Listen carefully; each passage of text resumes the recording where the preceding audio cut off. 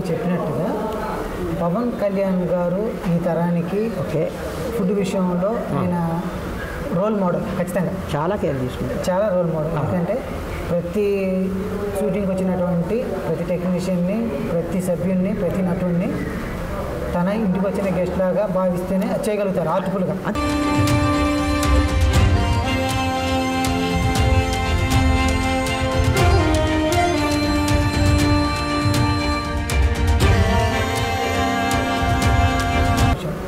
అలాగే అంటే మీరు ఆ ఫొటోస్ ఇవన్నీ చూసిన తర్వాత మిమ్మల్ని ఒక ప్రశ్న అడగాలనుకున్నది ఏంటంటే, చెప్పండి.